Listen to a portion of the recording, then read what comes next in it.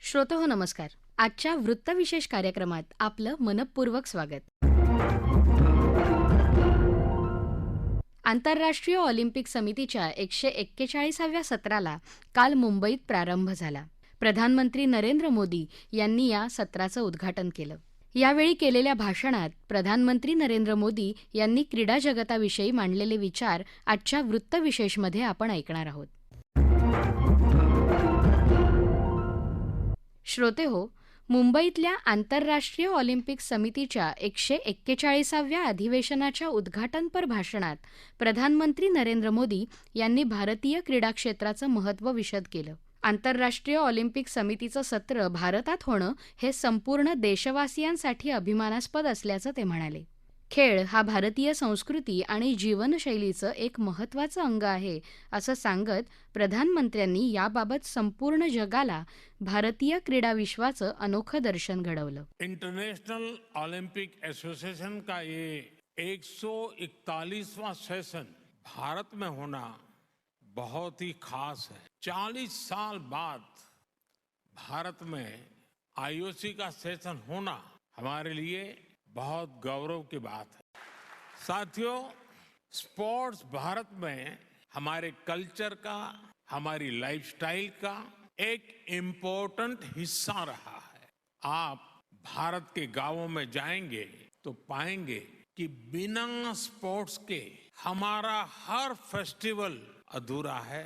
हम भारतीय सिर्फ sports lover नहीं बल्कि हम स्पोर्ट्स को जीने वाले लोग हैं और ये हजारों वर्षों की हमारी हिस्ट्री में रिफ्लेक्ट होता है. इंडस वैली सिविलाइजेशन हो, हजारों वर्ष पहले का वैदिक काल हो या उसके बाद का टाइम पीरियड, हर कालखंड में स्पोर्ट्स को लेकर भारत की लेगेसी बहुत समृद्ध रही.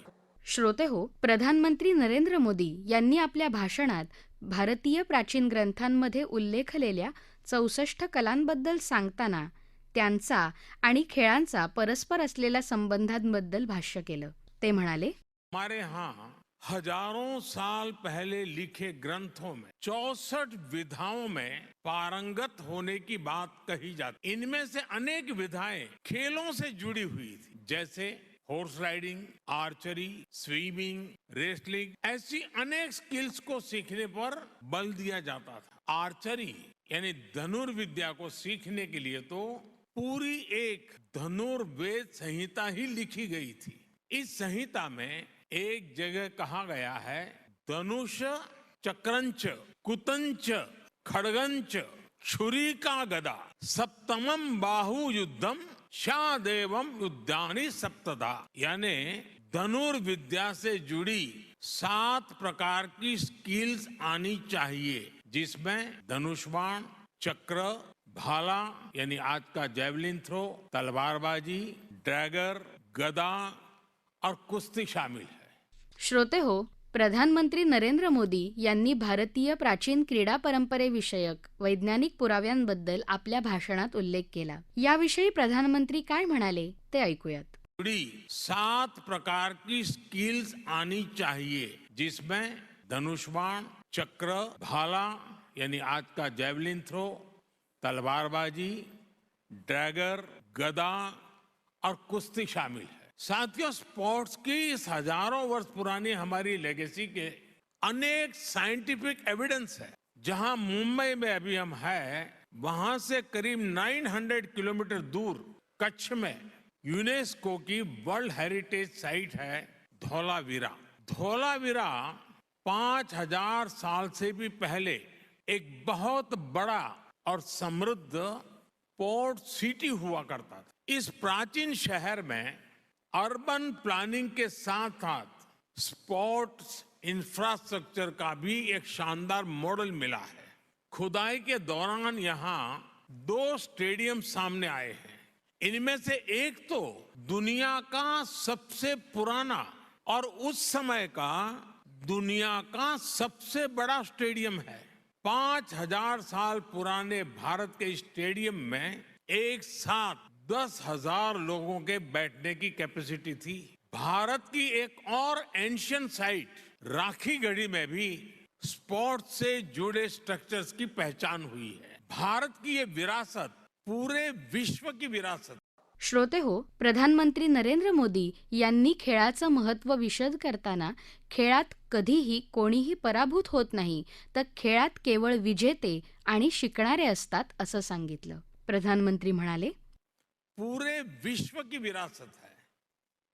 फ्रेंड्स, स्पोर्ट्स में कोई लूजर नहीं होता। स्पोर्ट्स में सिर्फ विनर्स और लर्नर्स होते हैं।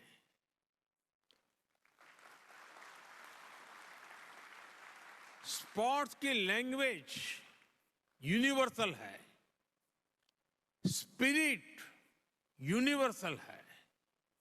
स्पोर्ट्स सिर्फ कंपटीशन नहीं है, स्पोर्ट्स ह्यूमैनिटी को अपने विस्तार का अवसर देता है। रिकॉर्ड्स कोई भी तोड़े, पूरी दुनिया उसका स्वागत करती है। श्रोते हो, भारतीय क्रीडा क्षेत्राची जागतिक स्तरावर उंचावलेली कामगिरी समाधानकारक असल्याचं सांगत प्रधानमंत्री नरेंद्र मोदी यांनी भारतीय क्रीडा क्षेत्र आणि खेळाडूंना प्रोत्साहन देण्यासाठी सरकारकडून सुरू असलेल्या प्रयत्नांचीही यावेळी माहिती दिली. स्पोर्ट्स हमारे वसुधैव कुटुंबकम यानी one earth, one family, one future के भाव को भी सशक्त करता है। इसलिए हमारी सरकार हर स्तर पर खेल को बढ़ावा देने के लिए पूरी प्रतिबद्धता से काम कर रही है।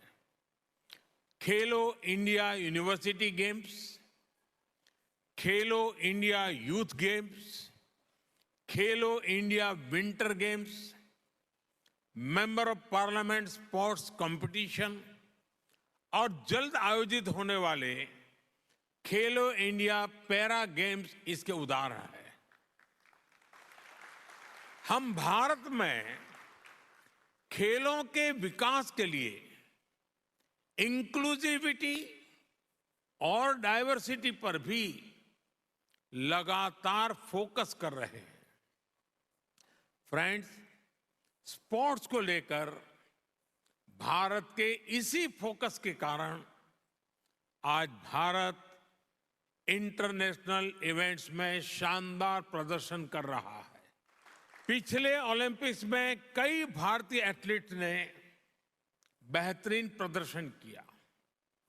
हाल में संपन्न हुए एशियन गेम्स में भारत ने हिस्टोरिकल परफॉर्मेंस दी है।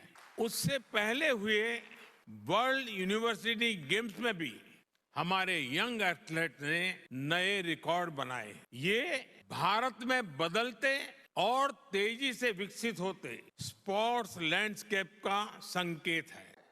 श्रोते हो, भारतीय क्रीडा क्षेत्राचं महत्त्व सांगताना जागतिक क्रीडा स्पर्धांच्या यशस्वी आयोजनाची माहितीही प्रधानमंत्री नरेंद्र मोदी यांनी यावेळी दिली. ऑलिम्पिक स्पर्धेत क्रिकेटचा समावेश करण्याबाबत आयओसी कार्यकारी समितीनं केलेल्या शिफारसीची माहिती देत ती आयओसी समितीकडून मान्य होईल असा विश्वासही त्यांनी व्यक्त केला. तसंच 2036 मध्ये भारत ऑलिम्पिक स्पर्धेचं यजमानपद भूषविण्यास उत्सुक असल्याचंही ते म्हणाले. साथियों, बीते वर्षों में भारत ने हर प्रकार के ग्लोबल स्पोर्ट्स टूर्नामेंट ऑर्गेनाइज करने के अपने सामर्थ्य को साबित किया है। हमने हाल ही में चेस ओलंपियाड का आयोजन किया, जिसमें विश्व के 186 देश शामिल हुए। हमने football under 17 women's world cup, men's hockey world cup, women's world boxing championship और शूटिंग वर्ल्ड कप की भी मेजबानी की। भारत हर वर्ष दुनिया की सबसे बड़ी क्रिकेट लीग में से एक का भी आयोजन करता है। साथियों, ग्लोबल इवेंट्स का आयोजन हमारे लिए दुनिया भर के देशों के स्वागत का मौका होता है। तेजी से बढ़ती इकोनॉमी और अपने वेल डेवलप्ड इंफ्रास्ट्रक्चर के कारण बड़े ग्लोबल इवेंट्स के लिए भारत तैयार है। ये दुनिया ने भारत की G20 प्रेसिडेंसी के दौरान भी देखा है। देश भर के 60 से अधिक शहरों में हमने इवेंट्स ऑर्गेनाइज किए हैं। ये लॉजिस्टिक्स से लेकर हर प्रकार की हमारी ऑर्गेनाइजिंग कैपेसिटी का प्रमाण है। इसलिए आज मैं आप सबके सामने 140 करोड़ भारतवासियों की भावना जरूर रखना चाहूंगा। भारत अपनी धरती पर ओलंपिक्स का आयोजन करने के लिए बहुत उत्साहित है। साल 2036 में भारत में ओलंपिक्स का सफल आयोजन हो, इसके लिए भारत अपने प्रयासों में कोई कमी नहीं रखेगा। ये 140 करोड़ भारतीयों का बरसों पुराना सपना है, उनकी आकांक्षा है। इस सपने को अब हम आप सबके सहयोग से पूरा करना चाहते हैं और 2036 ओलंपिक से भी पहले भारत साल 2029 में होने जा रहे यूथ ओलंपिक्स की मेजबानी करने को भी इच्छुक है। मुझे विश्वास है भारत को आईओसी का निरंतर सहयोग मिलता रहेगा। श्रोते हो, खेळ हे पदकांसोबतच लोकांची मनं जिंकण्याचं माध्यम आहे. क्रीडा क्षेत्र हे जगाला जोडणारं एक सशक्त माध्यम आहे, असंही प्रधानमंत्र्यांनी आपल्या भाषणात सांगितलं. फ्रेंड, स्पोर्ट सिर्फ मेडल जीतने का नहीं बल्कि दिलों को जीतने का माध्यम है। स्पोर्ट सबका है, सबके लिए है। स्पोर्ट सिर्फ चैंपियंस ही तैयार नहीं करता बल्कि पीस, प्रोग्रेस और वेलनेस को भी प्रमोट करता है। इसलिए स्पोर्ट्स दुनिया को जोड़ने का एक और सशक्त माध्यम है। श्रोते हो, मुंबईत आयोजित 3 दिवसीय आंतरराष्ट्रीय ऑलिम्पिक समितीच्या सत्रात आयओसीचे अध्यक्ष थॉमस बाख आणि आंतरराष्ट्रीय ऑलिम्पिक समितीच्या सदस्या नीता अंबानी तसंच इतर मान्यवरही उपस्थित होते. आयओसीचे अध्यक्ष थॉमस बाख यांनी आपल्या भाषणात आम्ही सर्वजण ऑलिम्पिकच्या भविष्याविषयी विचार करण्यासाठी आलो असल्याचं सांगितलं. ऑलिम्पिक सर्वसमावेशक व्हावं, त्या माध्यमातून सामाजिक न्याय आणि सकारात्मक बदल घडावेत अशी आमची अपेक्षा असल्याचंही ते म्हणाले. एकूणच ऑलिम्पिक स्पर्धांच्या भविष्याच्या दृष्टीनं महत्त्वपूर्ण मानलं जाणारं मुंबईतलं आंतरराष्ट्रीय ऑलिम्पिक समितीचं सत्र म्हणजे क्रीडा क्षेत्राशी संबंधित विविध व्यक्तींना परस्परांशी संवाद साधण्याची आणि ज्ञानाची देवाणघेवाण करण्याची संधी उपलब्ध करून देणारं माध्यम ठरणार आहे.